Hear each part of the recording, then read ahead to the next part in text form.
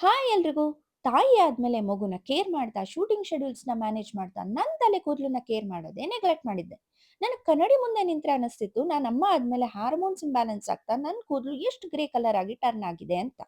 ನನ್ ಮಗುವಿನ ಕಾಳಜಿ ಅಂತ ಬಂದ್ರೆ ನನಗ್ ತುಂಬಾನೇ ಮುಖ್ಯ.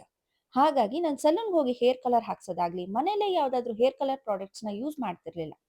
ಯಾಕೆ ಅಂದ್ರೆ ನಾನ್ ಹೇರ್ ಕಲರ್ ಮಾಡಿದ್ರೆ ಮಗುನ್ ಎತ್ಕೊಂಡಾಗ ಎಲ್ಲಿ ನನ್ ಮಗುಗೆ ಸ್ಕಿನ್ ರ್ಯಾಷಸ್ ಅಥವಾ ಸ್ಕಿನ್ ಅಲರ್ಜಿ ಆಗುತ್ತೆ ಅಂತ ನನಗ್ ತುಂಬಾನೇ ಭಯ ಕಾಡ್ತಿತ್ತು. ಹೀಗೆ ಏನ್ ಮಾಡೋದು ಅಂತ ಯೋಚನೆ ಮಾಡ್ತಿದ್ದಾಗ ನನಗ್ ಬಂದಿದ್ದ ಐಡಿಯಾನೇ ಮಾಮಾ ಅರ್ತ್ ನ್ಯಾಚುರಲ್ ಹೆನ್ನಾ ಪೇಸ್ಟ್.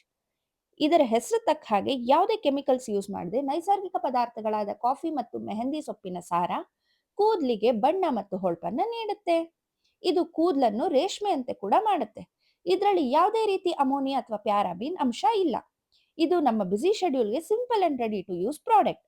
ಇದನ್ನ ಜಸ್ಟ್ ಕೂದಲಿಗೆ ಪ್ಯಾಕ್ ತರ ಅಪ್ಲೈ ಮಾಡಿ 1 or 2 ಅವರ್ಸ್ ಬಿಟ್ಟು ಸ್ನಾನ ಮಾಡಿ. ನೋಡಿ, ನನ್ನ ಕೂದಲು ರೇಷ್ಮೆಯಂತೆ ನ್ಯಾಚುರಲ್ ಆಗಿ ಪಳಪಳ ಅಂತ ಎಷ್ಟು ಚೆನ್ನಾಗಿ ಹೊಳಿತಿದೆ.